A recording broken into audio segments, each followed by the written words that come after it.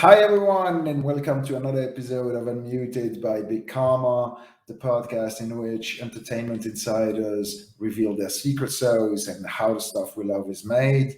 Big Karma produces video games starring kick-ass action heroes who leverage their disability to win, and you can find out more about that on patreon.com/Big Karma. My fantastic guest today is Phil Ranta, who has been seeing pretty much all the growth of the creator economy, starting very early at Full Screen and then at Studio 71, then heading creators for Mob Crush, Facebook. Nowadays, he's dabbling into the Metaverse with Wormhole Labs, and that's another topic we get into a lot here in this show. Without further ado, hi Phil. Hello, so great to be here. Thank you so much for joining. I'm so happy to start the year with you. And I got so many topics to get into with you as both big gaming fans. It's a bit blurry in your background, so people probably cannot tell. But these are all video games. Oh yeah, that's starts with the Atari 2600 back there, and then goes all the way down through the generations. Yeah, my kind of guy. I love it. I guess that leads to a light question. What's your favorite game of all of them in the back right there? Or the top three, because otherwise it's too hard, right? It's too hard. Yeah, I mean, I was the Super Nintendo generation is the one that always stuck with me. So, Final Fantasy 3, which Final Fantasy 6 Japan is probably my favorite game of all time. But, that, Chrono Trigger, Secret of Mana, everything of that time. I think it just brings back the nostalgia of that time too, but Squaresoft before it was Square Enix. Exactly, yeah. Back when Enix was still doing the Dragon Warrior series, which I also loved. So Dragon Warrior 4 for the 8-bit Nintendo was one of those games that I kept renting from Blockbuster over and over. But because it was a role-playing game, I had to start over each time. So it was like a 20-hour game. I would get really far over the weekend, after return it, and then start over next weekend. That was your terrible choice. Yes. My terrible choice was to play Final Fantasy VI in Japanese. Oh my gosh, that is a terrible choice. Speaking Japanese. That's tough because it's such a beautiful story. It's 13 characters that all have a story to them. I'm wondering. I think I probably still had the best strategy to beat the game versus your strategy of renting it at Blockbuster. Yeah. Oh, yeah. Well, in Final Fantasy 2, you'll have to talk to people in the town and get clues. Like, you can't really do that. In Japanese, you just have to kind of stumble on the answer, I suppose. And everyone, you still have your friends at school, you have to stumble upon it. And then it's like a quest where your friends tell you, oh, I found this there. Right. And there was this old guy. But it becomes a month quest. Yeah. But it beats waiting for the US version, because back then it was a year or two before we had the English-speaking version. Right. That game was explosive. Yeah, I mean, it was like that. I mean, so few RPGs came out during that time. Like, even when they were starting to pick up on Super Nintendo, maybe one every 2 or 3 months. So everybody who was an RPG fan, when the one came out, it was a opening night. You buy it, you play it over and over and over and over again. It was a magical time. My bad habit of starting to play in Japanese was because they never imported Final Fantasy V. They went straight from 4 to 6. So 2 was number 4, 6 was number 3, and they were skipping the episodes. And Final Fantasy V was so beautiful. 100%. Yeah. I mean, they came out later with anthologies that were translated to English, and I played them then, but I didn't have the guts to play them in Japanese. You're made of tougher stuff than me. Maybe I was just more bored. Yeah, more bored or more stubborn, maybe too. Yeah, we have a very long winter in Belgium, Right, it's like Finland. We have to get good at online stuff and video games. That makes sense. All right, you and I met through Mob Crush, and then you moved into Facebook, into a similar role of dealing with creators. But long before that, YouTube Rewind of some sort.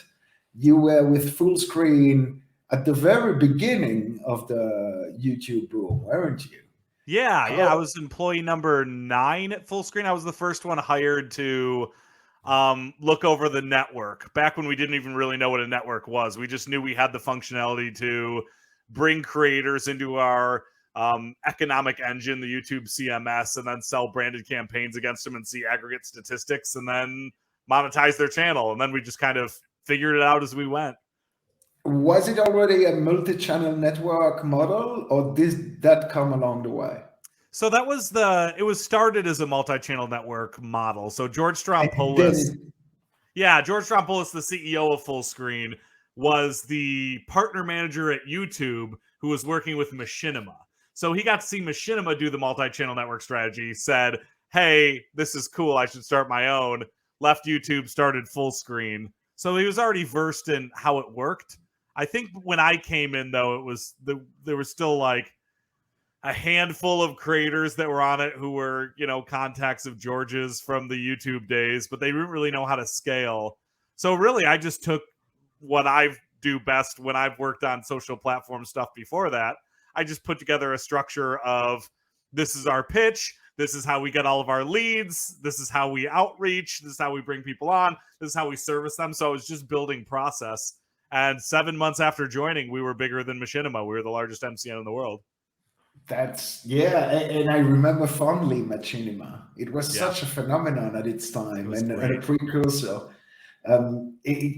So how fast was the growth, though? Because from the outside, it looked like Fullscreen grew tremendously fast. Oh yeah, both in terms of ad counts and revenue. Oh yeah, it was very fast. Yeah, I mean, I went from employee number 9 all sitting at picnic tables to us outgrowing the space because my team was 25 people within 3 months. So really what it took was I had to prove out the model. So it was just me, and I put together the workflow of reaching out and signing, and then how do we tell people how to grow and how do we get them out to market for sales and blah, blah, blah. And then after a couple months, I went, hey guys, I've been here a couple months and already we've got, another 400 million monthly views, right? Like, this is laddering up to more than my yearly salary. We should scale this team like crazy. It's fishing in blue waters. So I think at that time I asked Ezra, the COO, who was my boss, I was like, I think I said we need to hire 30 people. And I think he said, you get 10. So I immediately went out.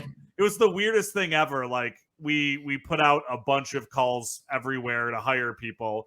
And I think that out of pretty much everyone that walked in the door, like I would say 4 out of every 5 people that walked in the door for an interview, we hired on the spot or the next day because we just needed heads. So we were just like on board, fresh out of college. We didn't care.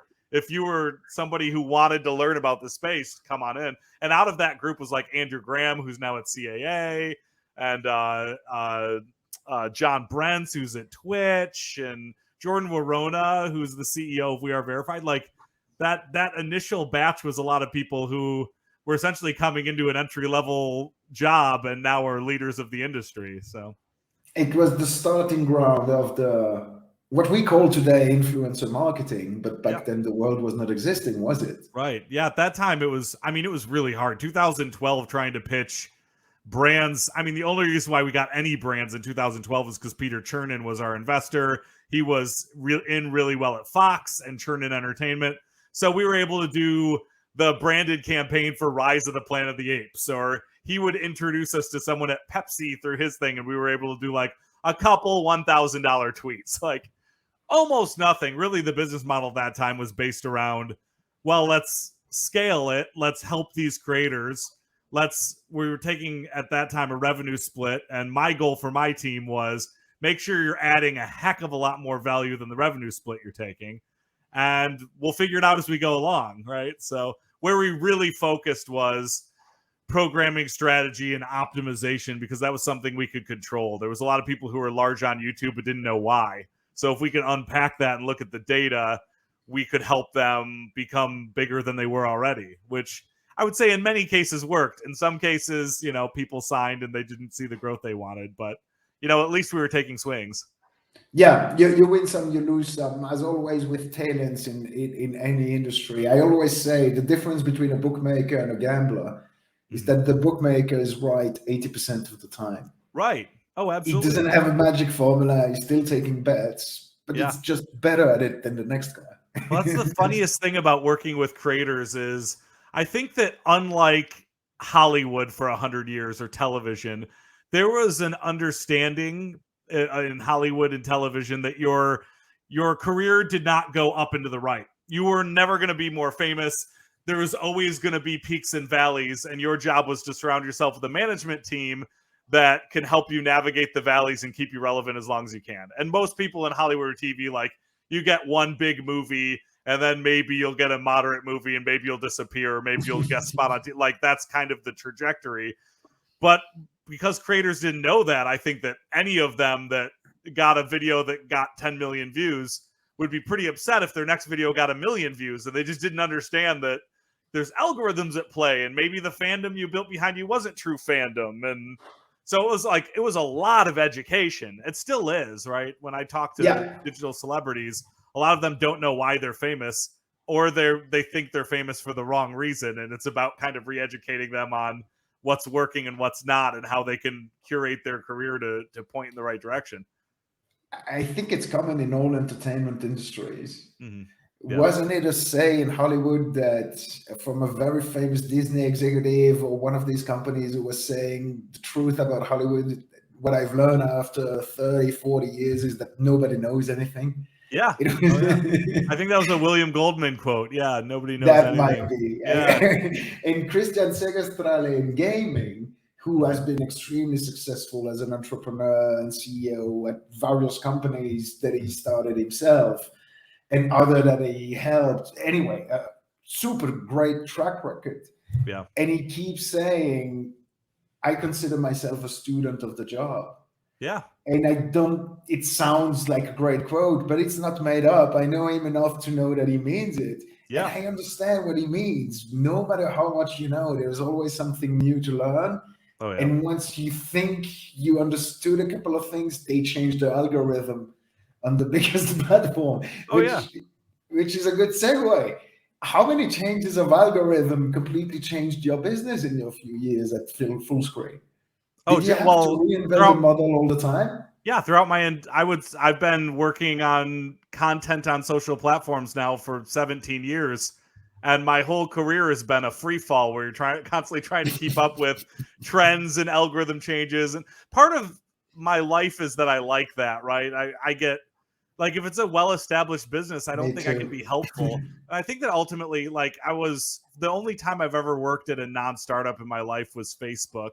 And I feel like Facebook was never a perfect fit for me, because my first thing when I go into Facebook is, how do I change this entire model? Like, how do I build so that we can find something really groundbreaking and successful? And I quickly learned that at large companies, that's not how they think, right? They think about, like, small incremental changes, risk aversion. That's ultimately why many of them fall behind and why startups are able to kind of enter the slipstream. They're not wrong, right? They've got shareholders to hold on to. But what I like is, for example, the company I went to after Facebook, I've been at a Metaverse company for 1.5 years. And I've had a lot of people say the first time I ever heard the word Metaverse was from you when you joined that company. And now Facebook's changed their name to Meta. Is that Wormhole Labs? That's Wormhole Labs, yeah. Right. So it's, I love that because there was not that buzzword about Metaverse like there is now. Yeah, it's one of those, like, when you're working in bleeding edge tech, a lot of it is educating the market. And a lot of it is also gambling on where the market's going to go. And luckily, you don't have to be psychic to do it. You look at where the hockey sticking markets are and where the youth trends are, and those usually continue going in that direction, right? Like, all the people right now that say NFTs are a fad, it's like, if you look at where the VC funding's going, and you look at, the amount of smart people that are going into that market, and you see the amount of loyalty and how it's building, it would be naive to think that it's just going to disappear tomorrow, right? So you either learn how to play along or you get left behind. You can say Spawn or Space Invaders is a fad. You cannot say video games is a fad. Yeah. Some of these NFTs are fads. Right. Not the whole movement, not the pinning technology and where everything is going. It's like the internet in the beginning. There will be an Amazon that emerges and an eBay, right? Oh, sure. And then there will be a Yahoo. Yeah. A lot of people say NFTs are a fad, and that's exactly right. The current state of NFTs probably are a fad, right? Like the idea of, like, buy a JPEG, join a Discord, right? There's only so many of those that can do well. there's a lot. It's the barrier to entry is very small, right? Like any kid in a dorm room in an hour can do a generative art project and then open a Discord and say, this is worth $100. And people go, no, it's not. Right. So there'll always be like the Bored Apes and the crypto punks that do very well. But the people who are going to do great in NFTs are the ones that are thinking about this in terms of like, how do we level the prices so that non-crypto enthusiasts and non-speculators will get in? Like, I think that, like Blanco's Block Party in the gaming world is doing it really well. Because like for $10, you can get a skin. It's an NFT, but it's a skin. They're cool. They look like Funko Pops. The game is pretty cool. It's got a way to develop. But like you see what they're doing. They're doing the underpinnings of like these characters will be interoperable bunch of games within Mythical. And if you get in early, it's super cool and you can gain levels along with your skins. And sure, you can resell them, but if you're playing for the speculative nature of it, you're probably not having as much fun as the people who are playing it more like a Fortnite where it's like, look at how cool I am in my skin, Yeah, definitely. But I agree with you. I'm like this since 1998. My career, I come accidentally. I was there at the beginning of the internet. Yeah. And, I grew with it and winging it. And then, but then I became addicted to, like you, to finding the next trend and what is the next small thing that is bubbling over there. China in 2001, then Apple App Store, Facebook gaming when it started, then YouTube. I was there a little bit later than you, 2013 or something. But there were still many dollars, and most people were saying, no, we can't figure it out. This info thing, we don't understand it. And then all of a sudden it peaked. So, and I agree with you. I like to be there at the beginning because this is when you innovate, when you toy around, where you make the most meaningful relationship, where you understand the foundation. And I know it's a saying in VC, too early, too late. Right. That's when you invest money because you're in a race, maximize. When you're an entrepreneur, you have the time to say, I'm going to go in too early. And when you flock in, I'm going to have a toll at the entrance of the bridge. Well, you never truly lose when you jump into a market early because you're learning, right? So even if your company goes out of business, which I have worked on so many failing projects, this is like my anti-resume. I have failed so many times in my career, but every single time, what's that? Me too, man. Right. Yeah. I mean, it's part of the game, right? When you're jumping, like I'm not even going to get into all the failures, but one thing that comes out of it is if you learn a lot about, say, VR in 2016, when there was that gold rush and then like the headsets never caught up, I learned a ton about VR. And that knowledge of VR helped me when I went over to Facebook to talk to the Oculus team. Like it got me ahead of the game in terms of like the emotions behind true presence and joining VR chat and alt space and understanding what the basics of the metaverse are led me to where I am right now in Wormhole and having a strong point of view. And that was all from jumping on that trend way too early with, a lot of stuff we were doing at Studio 71 and their investment teams with ProSieben, and they invested in Jaunt VR. And yeah, sure, all that stuff failed, but it was a really cool failure because I learned so much from it. I completely agree with you. My biggest failure in my career was after being in retail and in China and at the beginning of the internet. I pitched to HBO. There was no Netflix at the time. It was in 2007. A series which you could have put it as the Silicon Valley in Hong Kong, but there was no Silicon Valley at the time, and I hadn't lived in the Silicon Valley. So I wanted to talk into a comedy series, about our industry. And I pitched it really well, being a marketing guy. But then when I tried to learn the screenwriting craft for 2 years and a half, I failed. I was not at the level of the Hollywood guys over there with their Oscars and whatnot, especially as a native French speaker. Yeah. But that failure, when the Apple App Store came out and I came back to video game marketing, I was a much better storyteller. Right. And I knew how to structure a story and why and what was the emotional and the psychological. And so a lot of what I was winging earlier when doing trailers and whatnot, now I knew the rules. And it became much clearer to myself, right, and maybe to my bosses, what I was doing and why. What is it we're trying to build here? Oh, sure. No, it's so funny because LinkedIn is such an overwhelmingly positive platform, but I've been talking a lot about NFTs over the past year and blockchain, and it's just been such a big part of our business that it would be a fool not to talk about it. It's actually been pretty shocking how many pretty respected people in the industry have like sent me private messages saying I'm the worst and I'm destroying the world, and or people who I've known for many years reach out to me and just say, you are garbage for supporting this movement. And I say, look, I don't support any movement. What I do is I try to learn. If something's a cultural phenomenon, how do you learn? Well, you learn by joining these communities, right? I'll go spend $100 on a picture of a panda or an ape or whatever it is, because then I get to join the Discord. I get to see what they're doing in the Discord. I get to see the prices go up and down, and you start learning, right? So it's so funny because a lot of people, I think, like, want to pick whether something's a success or failure early, and then like stay very firm in that point of view. And I always try to take like the culture is king, queen, and jester point of view, where it's like it's going to rule with an iron fist, a soft touch, and it'll always fool you. And the only way that you can really play along with culture is if something is a phenomenon, whether it's dumb or silly or crazy or poorly developed, just learn it, right? Just go in and learn the heck out of it, because you'll be so far ahead when and if these things become the next big thing. And frankly, I've made more money from NFTs this year than I've made from any job ever in my life in a year. So it's like, it pays off. Back when I was in e-commerce at Lixang, we were shipping from China and Japan whatever came out in video games and shipping it to the Western world. Yeah. So we went into the business of selling the future, because as you know, back then what was coming out in Japan was ahead by 6 months. Right. And every now and then we had outliers in our statistics that we didn't predict would sell so well. And it was one of them, which was the Dreamcast color case. You could change, you had to unscrew all your Dreamcast just to change the color, but no mod chips involved. Just you were voiding your warranty just to make it translucent blue or something. My partner was an engineer.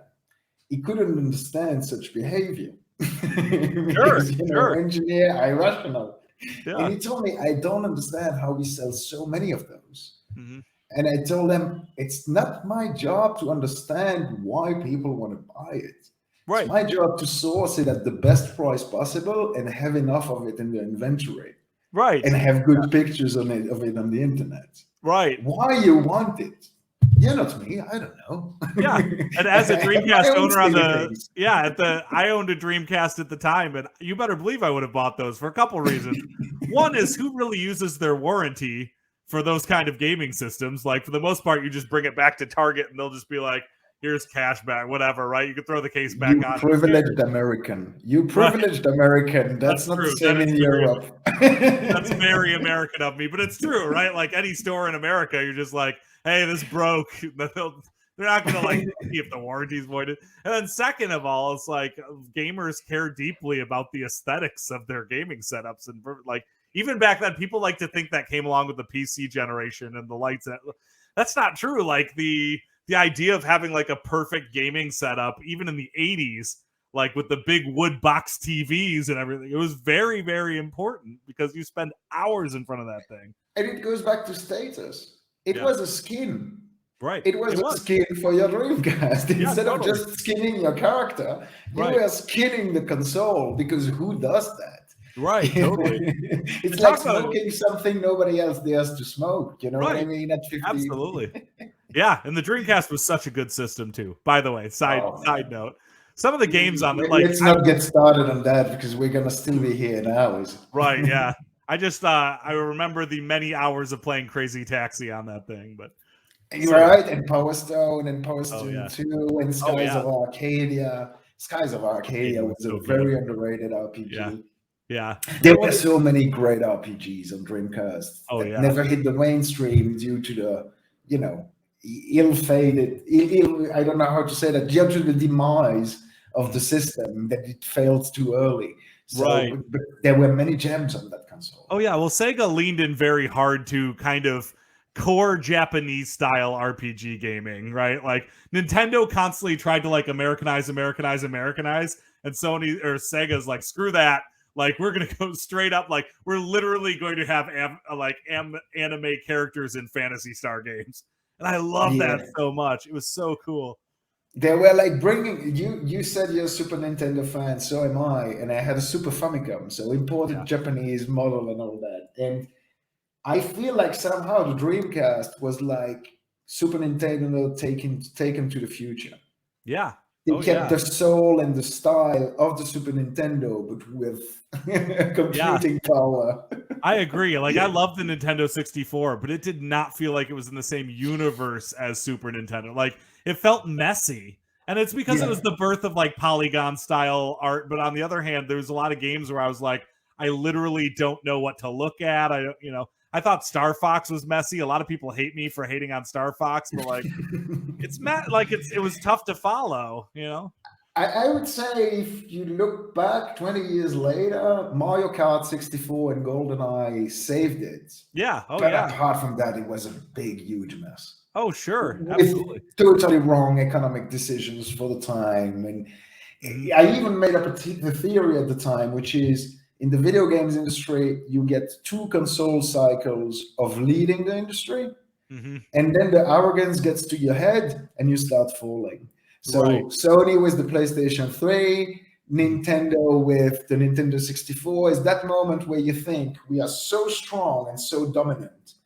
Nobody can take us. And then Sony arrives with the CD-ROM. And it's so true. And you're not looking at it because you're Nintendo. Why would you worry about this audio device manufacturer?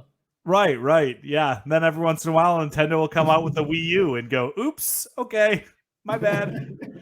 But they needed the Wii U in order to get to the Switch, which is such a fantastic console. So, Yep. Learning about tablets. Okay. We did okay. Yep. How crazy was it? So at full screen, how many employees were there when you left?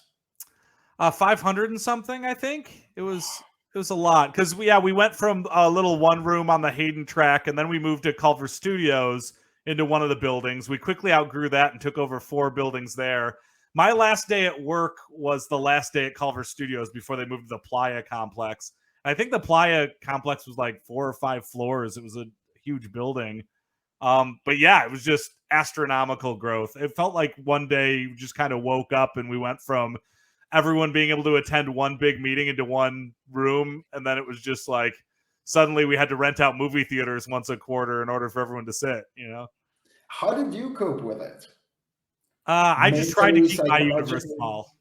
Because this is the truth about larger companies, and it's not Fullscreen's fault, it's everything, is when companies start growing and there's a lot of money throwing around, people can become political animals. And it's really hard to know. Like, a lot of people aren't there for the work, they're there for their career. And if you can identify those types of people and keep them at arm's length quickly, you'll do better in your career. So like Fullscreen, as it started growing, there was a lot of people who were trying to kind of plant their flag in Fullscreen. A line on the CV. On the CV before doing your own thing. And they knew that if I became an SVP, that they might not become an SVP, right? So it's like, it got very aggressive, really like difficult near the end. And so what I decided to do was just double back on the fundamentals, right? Like somebody who's a basketball coach whose team is struggling, right? I just kept very close to my team and said, look, we sign great talent. We manage them for success. We treat everyone internally like people who are helping our talent. Like, go talk to the sales team and pitch your talent. Go to the originals team and try to get them a show. Like, do all of that stuff, but don't let the noise bother you, right? Because like people would literally come into our department and say, your department is worthless. The future of Fullscreen is SVOD. Like, people would say stuff like that. And I'm like, hey, everyone on the team, don't listen to that person. That person's just being a jerk because they work on the SVOD side. So like, don't worry about that person. We'll just keep following the fundamentals and, growing our business. And, ultimately I can confidently say that the most valuable segment of Fullscreen, looking back at the entire run of the company, was always the network. They tried other things. The other things just didn't work in the same way. And the reason why ultimately the Studio 71s of the world are still around and the Fullscreens of the world ended up folding under is because they got away from their network too far. They got away from their core capabilities and they weren't able to convert it into an SVOD or original content for other platforms or whatever else they were doing.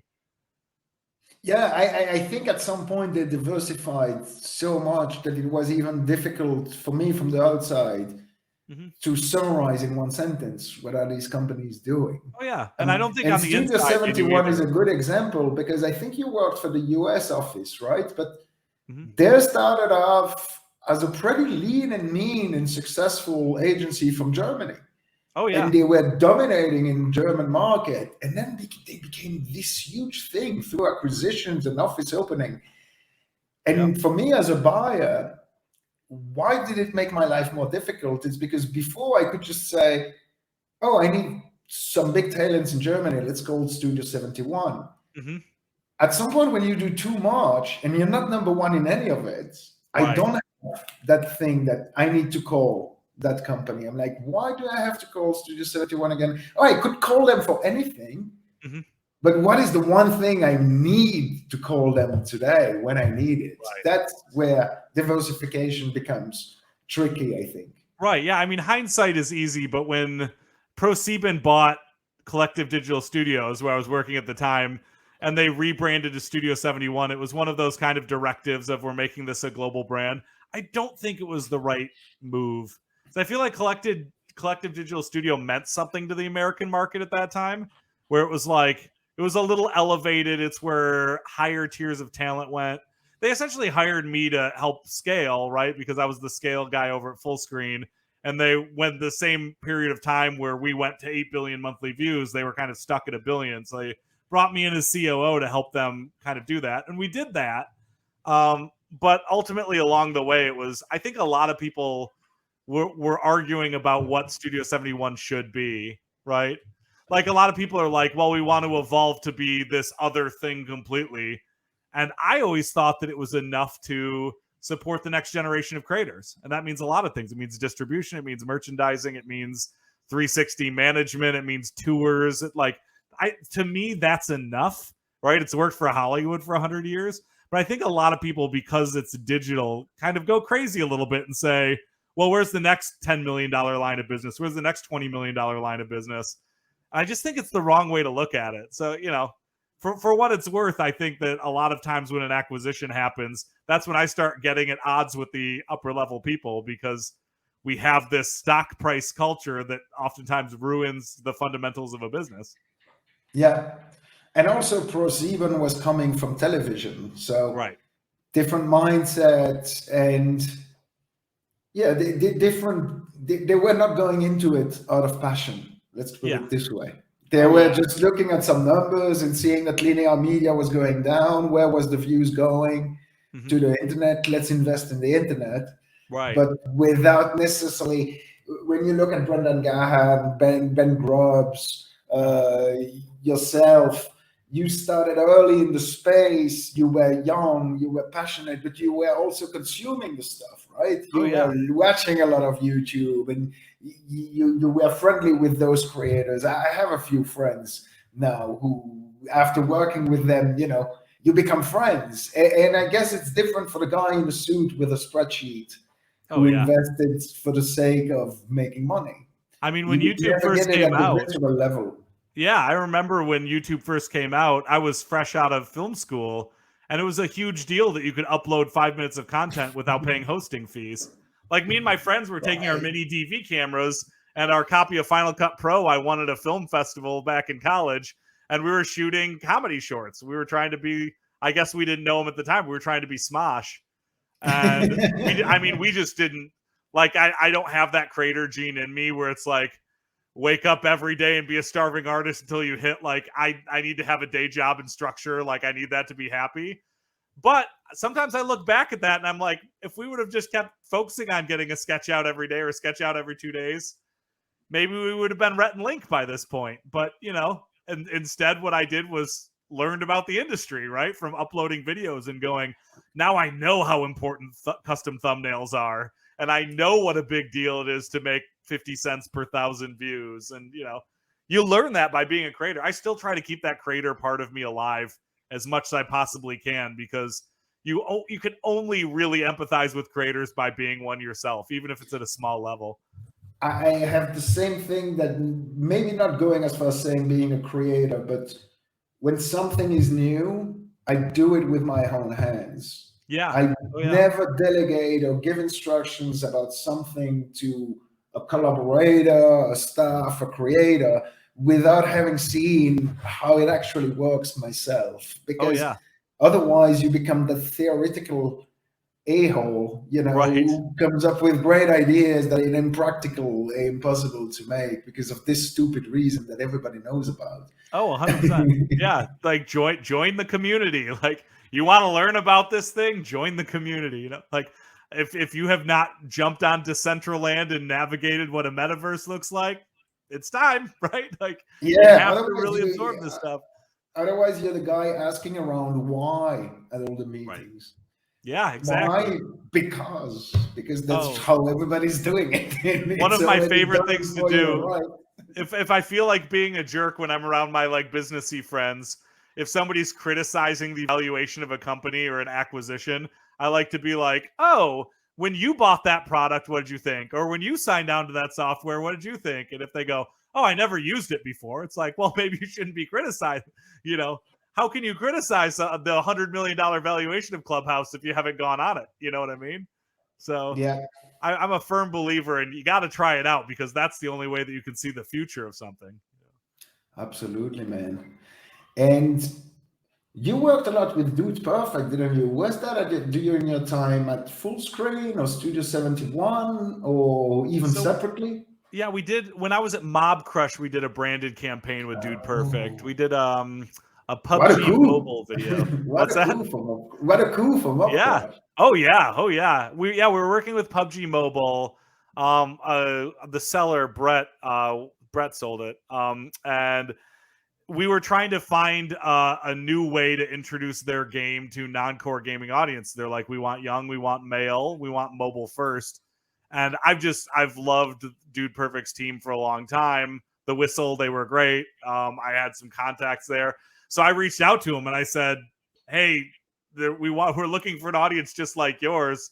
Is there something here?" And at the end, they did like a paintball tournament where they had balloons over their head and they played PUBG Mobile essentially against each other. Got 30 million views in the first month organic. So wildly, wildly successful. So everyone got a great deal and everyone was happy. But ultimately, what we were most happy about is we got to do a video game campaign that wasn't just watching someone play the video game, right? We Right. took the That, spirit of that it and introduced it to a new that's audience. always what I'm looking for as well. Of course, I Yeah. want some of the gameplay footage in it. Oh, I sure. don't want to end up so left field that, oh, what was the product? Like we Right. see on TV sometimes. Yeah. But I like, yeah, when the integration makes sense. Like some of the ones I've done in sports or Mhm. in with Pagani in racing. Sports leans itself really well to it because Oh, you can yeah. always have the physical element of the real life sport. But you're right that shooters as well. Shooters as Yeah. well. I've Well, done what's some Nerf interesting FPS videos. Yeah, they both kind of have the same spirit, the sports and video games, because I know a lot of people who play video games but would never watch somebody play a video game, right? Like I love game streamers, but unless the game streamer is really like interesting, I'm one of them, right? I don't like to sit and watch somebody play a video game silently. They need to be like funny or interesting or charming or There you Um go. Dr. Disrespect gets me. right, I Dr. was the Disrespect guy who gets would me. never watch a guy playing video game, but then Yeah, Dr. Disrespect made me laugh so hard that I kept right. watching Yeah, it. there's people that are great, and like I fell into like angry video game nerd very early on YouTube, and like that's what made me get it. I could watch him play 8-bit video games and insult them and be so like I would laugh so hard when I'd watch that stuff. But also, I don't want to watch. I would not be compelled to download PUBG Mobile if I was just watching some kid play the game. But if somebody was playing paintball and like shooting each other above the head, and there was all these interesting weapons they were introducing and these loot crates falling, like that might get me, right? Because it's like, holy crap, this feels like a big epic game with big epic pieces in it. So yeah, I want to. I'm always trying to encourage video game publishers to think bigger about their marketing, but it seems Yeah. like video game publishers generally don't, right? They generally The, just the, the like way play I the say darn it, game. the Yeah. way I say it is, you want your marketing to become a spectacle in and of itself. Yeah. You Oh yeah. want me to want to watch your marketing. because Right. it's so well made and that's how somehow esports tournaments, Supercell, for example, does a Right. great job at that. Oh, sure. Whether they do Super Bowl commercial with Liam Neeson and it's funny, Right. and then they do a big event and it's a spectacle in a stadium and you have stakes and you have the super fans and you have the visuals. Right. That's my view of marketing, that even if I don't play your game, I still want to be part of your universe somehow because because it feels cool. Yeah, 100% agreed on that. Yeah, I think video game marketing still has a ways to go, but you're starting to see it's peaking out a little bit what it can be. Like, I love the idea of item drops within game streams. You start to see it more on Twitch. Facebook's got that capability. It's so smart because the idea of like incentivized viewing, it just gets me across the finish line in terms of conversion in a way that most things don't, because if I'm watching a live stream, I don't want to navigate away from it. So the generally click through is less strong. But if I know I'm getting a skin sometime, if I keep watching this thing, I can sit and enjoy it and absorb it, and then also get that skin, and you get the thrill and dopamine hit of that. And it's not overly costly of the for the publisher either, especially if it's digital goods. All right. Of all the collabs, and I was, first of all, I was drop naming Dude Perfect because I really, really like them, not only because of the views, but because they're also so reliable, so professional. Yeah. They have that athlete mentality. Somehow you can tell they would have been professional athletes if it wasn't for YouTube. They would have had a career at any decade of the last century, no matter what the medium is. If there was a way to tape them or film them, they would have made it in this world. Oh, yeah. Very hard to find in the influencer world, too. For any of us that have been working with a lot of influencer marketing, a lot of them are kids who've never had other jobs before who suddenly start making millions of dollars. So when you say the due date is this date, the only thing they can relate that to is you're either being my parent or you're being my high school teacher, right? So, neither are positive. They tend to do it the night just before. Right. So as they do with influencer marketing, you can give them 3 weeks of lead time to do one Instagram post, and they'll be hitting you up a half hour before the post is due, being like, my camera broke on my phone. Yeah, and you're like, why did you think I sent you the feedback so early? Right. Why do you think I anticipated on all this? Yes. I mean, we really risk mitigated against that when I was running the networks of talent. We would set calendar reminders where it's like 2 weeks before the campaign, we'd send them an email. This is what the email looks like a week before, where we say, hey, can I see a draft of it? And then 3 days before, we're like, hey, I haven't gotten your draft yet. Can we make sure? Like, you have to put that constant pressure on, or else they will. They'll wait until 5 minutes before the due date. They'll blow through it, and the brand will say, well, I'm not paying him $5,000 anymore. Now I'm paying him $3,000, or now I'm not paying him at all. And then the talent gets mad, and it becomes very messy. With hindsight, I think the good system would have been to lie to them. Yeah. Oh, yeah. And to tell them that they were due in 1 week, not 2. Yeah, absolutely. And that'd be like, good news. They pushed back the due date by a few days. Yeah.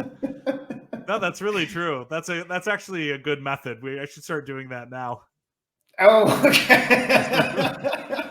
I got to start lying more. All right. What was, of all the collabs you've done and all that, what was your favorite campaign of all times? Oh, geez. That's a great question. The Dude Perfect one was definitely up there. I really liked at Facebook we did a Mario tennis tournament with Venus and Serena Williams and a bunch of other celebrities. That was you. Well, I mean, it was Facebook team effort, but you were in the room. Yes, exactly. I watched as a spectator eating popcorn, and I was very impressed by that campaign. Well, it was just one of it's a pretty big ask. It was during COVID, so it's not like we could go over to their homes and set it up. So we were working with a really awesome company. I wish I could remember their name. Give them a shout out. We were working with an awesome company that sent essentially streaming packages where the Nintendo Switch right out of the box would be streaming capable. So there was no way to screw it up. The game, you have to connect and friend people, and that was all set up. So it was pretty technically complex to do, but then it went off without a hitch. It was wonderful. It raised a ton of money for COVID, so it was cool. And it was Mario Tennis, iconic brand, Serena Williams. Yeah. The athlete nobody can get.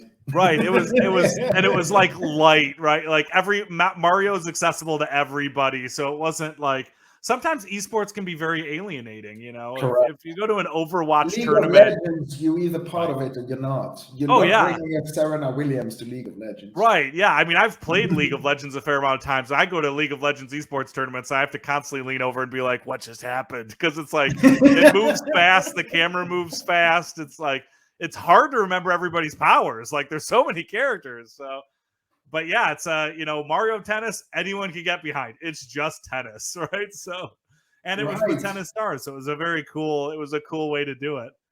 That's another advantage in marketing sports games, is like, even if you don't know my game, you know the sports. Yeah. So I don't have to re-explain all the rules and the physics and all that. People know about it. Where in League of Legends or other fictional universes, you have to bathe in them at least a good 15 minutes to even understand the mechanics of the movements, the motions. You know how a tennis ball moves when you hit it with a racket, even if you've never done that in your life.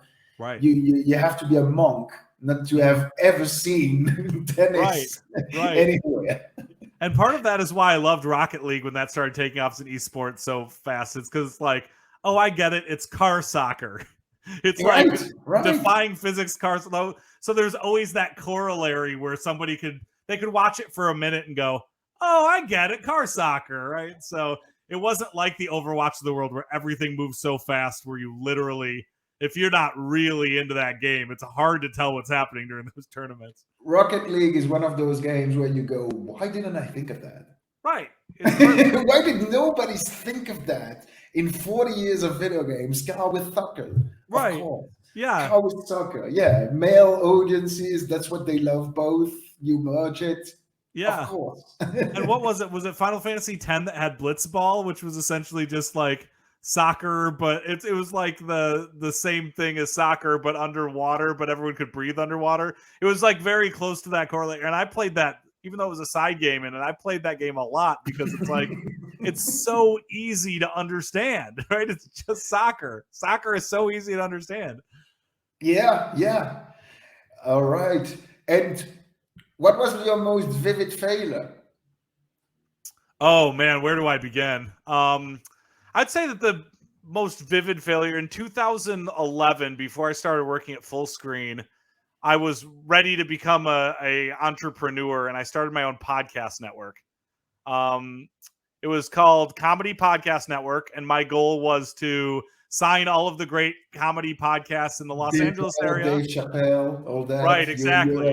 There was a ton of awesome podcasts. I would probably have partnered with you and failed with you if you had called me at the time. There we go. Like, even looking back, like the kind of Joe Rogans and WTFs of the time, they weren't part of a network yet. So if I would have been able to keep doing it, it would have been great. But I was just so early.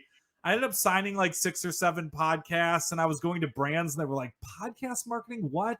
And like, I think that like Audible let us be in their affiliate program, but it was like, okay, we're going to make $100 a month. So I tried it really hard for a year, and I never made money. I ended up having to like freelance on the side in order. And I was, it's not like I was young. I was doing this when I was 30, and I was, went a whole year of just mind-numbing failure trying to get this thing off the ground, trying to get people to invest in it.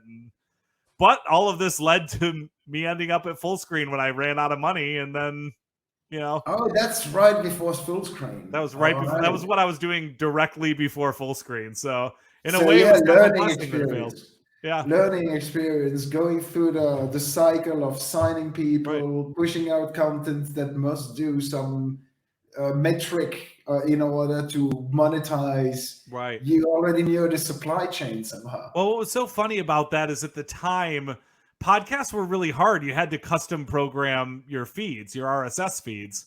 So a lot of people couldn't launch a podcast because it took actual coding to launch. And you had to like upload via FTP server your MP3 file and put in the metadata tag. So I thought what I could do is go in and educate the market of creators in order to have the collective bargaining to sell ads. And then I went right over to Full Screen where I essentially just did that for YouTubers. So, in a way it was kismet. It's much easier to do when you have a YouTube CMS than when I was literally staying up late at night coding a feed for tomorrow's drop of a podcast. Yeah. Talking about recent events, what do you think of those Team C's and Team Trees efforts by Mr. Beast? And also Casey Neistat going social impact. It feels to me like the space is maturing into a direction that I quite like. Yeah. Oh, absolutely. I mean, social impact has kind of been a part of online creators if you look at like Project for Awesome, and like there's been tons of money raised by creators. I think that there's always been a little bit of that, global optimism, but also there's been a fair amount.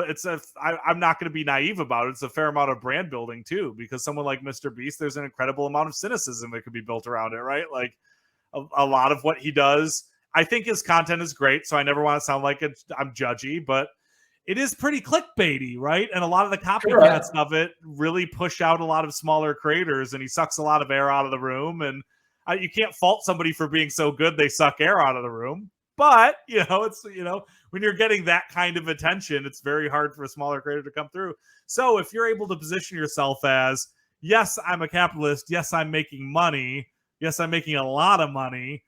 But also I was getting all this plastic out of the ocean, right? It's kind of like Coca-Cola running recycling programs, right? Where it's like, hey, we're not bad guys over here. Look at all the plastics we're recycling. If Coca-Cola recycled all the plastic it generated, I would love them for doing that. Oh, yeah. There'd be no need for Team C's then. They'd be all set. But, some of it is, if you're building a real brand, then you have to have what's your social good message, and, what's your look and feel. And if you were a clothing brand, what would you be? Like, you have to go through those exercises. So the cynical part of me says, yes, these big people are going through those exercises. The non-cynical part of me says, yeah, but also this generation is just more globally optimistic and wants to help more than a Coca-Cola. I certainly hope. So the cynical side of me sees what you said. They're sucking the air out of a room. Yeah, why a Mr. Beast Reacts channel? Yeah. Just so that he can react with his face to everything else that everybody has done? Does he need that? You're right. You can feel a bit of predatorial it's thinking. Inauthentic. Yeah, like I've always thought... Right. Mr. Philanthropy channel and all that. I don't think I've ever seen a React channel after kids react that to me felt authentic. Right? Like, React channels have always been, well, originally it was about stealing viral videos and then claiming fair use because you're making faces to it. Correct. And the other side of me is like easy creativity, right? Like, you don't have to think that hard to do a React. So did you see the SNL sketch about React videos? I don't think so, no. When you have like two guys who are dressed like YouTube stars, and they react to things that are super well known. Oh. And they pretend they hear it for the first time. Oh, no. That's awesome. Yeah. And I know that Bo Burnham on his last comedy special did like a reaction parody where he was reacting to his own video, and then he was reacting to the reacting of the video. Like... But I think those things deserve to be parodied a bit, because a lot of reaction videos it's about the video they're reacting to more so than it's about them. You see it on TikTok all the time now. There's people who are becoming huge, essentially watching someone else's video and then laughing about it. And because that video catches on more than the original video, they get the attention, even though they didn't make the original video. To me, I think it's maybe my comedy background where there's so much about stand-up comedians stealing from other stand-up comedians and it being so shameful. The idea of somebody building a business off of reacting to other people's content or stealing their memes for an Instagram feed or, green screen in the background of their TikTok, it's not technically illegal. It just feels gross. Yes, that's true. That's true. However, on the optimistic side of things, what I liked about Mr. Beast's efforts is that, first of all, he didn't have to do that. He could have kept doing hundreds of millions of videos with a Squid Game video and not bother. So as an economist, and I think you are too, you always compare to the status quo. Sure. And it's better if creators care, even if it's about their image, but there is some good being done as a consequence. Oh, yeah. And what I really appreciated is the fact he used his time. to go to the beach and actually clean up that Right. Republican Dominican beach, because that's an example that anybody out there can take. Followers, no followers, famous or not famous, rich or not rich. This is not about money or donating. This is about donating your time and cleaning up maybe just your backyard. Yeah. You know, that if we have to clean up the planet, at some point, no matter how much money we throw at it, somebody's gonna have to do it. If it's not millions of robots, it's millions of hands. So we can all, and that's what I felt was missing from the old media, that they were giving us a lot of anxiety about the planet. It's horrible what's happening, but what can we do about it? Maybe don't use a straw. Right. What? Yeah. Right. Or, so you know, I when like you that look at you where get pollution actually practical and comes from. actionable. Yeah, like when you see that most pollution comes from corporate polluters, and then they're like, well, you should drive a more efficient car. It's like, is that you're really guilty. the problem? You are guilty. I mean, I get Let's that every little bit criminalize helps, you. but the data doesn't support that. The data supports that you, major corporations who run these media companies, should probably start thinking about your practices a little bit more. You know? You're right. But at the same time, you don't want just to blame the big companies. You want to get somebody telling you, this is a little call to action. This is the little you can do. Plant a few trees. Right. It's not going to hurt. And I like it when it's show rather than just tell, and it's do rather than saying, let's donate money and I'll put it on a bank account. Yeah, and then what? No, there was a really disturbing article I read recently about rich and famous people and their charitable donations as a percentage of wealth. And it turns out that some of the people who you think of as being super charitable, like Gates and Oprah and stuff, and a percentage of wealth actually donate far less to charity than I do, because I'm so much poorer than they are. So it's like, it's not really, it's them. Yes, they're being charitable. I'm glad they're doing it, but it's not affecting their life at all. They're not actually sacrificing anything, you know? Correct. Whereas Jimmy going out cleaning on a beach, he's sacrificing something. He's giving his time. You know? Right. And that's something, for example, I like from Nicholas Head, somebody really not high profile, but the co-founder of Rovio, Angry Birds, and in really the fast hypergrowth years of 2012, 2013, when there was like a day with kids with from disfavored neighborhoods from Finland, and there were a lot of giveaways. He was there for 3 hours at night as a COO and co-founder. And I was like, oh, that's not everyone. And there were no cameras to document it. You would never hear it. I was like, oh, this comes from the heart. Because you could have easily have sent your staff and taken the pictures and put it on the Facebook page and it was done. That you attend 3 hours, that shows me a great man. Right. Basically. Yeah. That's true. They're actually using their time for good. Yeah, and we're not getting that time back. You cannot get a loan from the bank or raise it from a VC. That's a fact. All right, my friends. Thank you so much for joining the show. The time flew by as expected, as always with you. Yeah, this was fun. Thank you so much for having me. Thank you for joining, and for everybody at home. Patreon.com/Big Karma if you want to support us or learn more about what we do. And if you want to get more insights about the creator economy, the metaverse, I think the right place to follow Phil nowadays would be on LinkedIn, wouldn't it? That's a fact. Just search Phil Ranta. I'm Phil Ranta on every major platform, but LinkedIn, Twitter are my two primaries. LinkedIn is where the algorithm gives you more juice at the moment, so that's where you post. LinkedIn likes me a lot more than the other ones. That's cool. The other ones want you to pay. They like you. They just want you to pay. Yeah, exactly. They like me as a consumer. LinkedIn likes me, you know?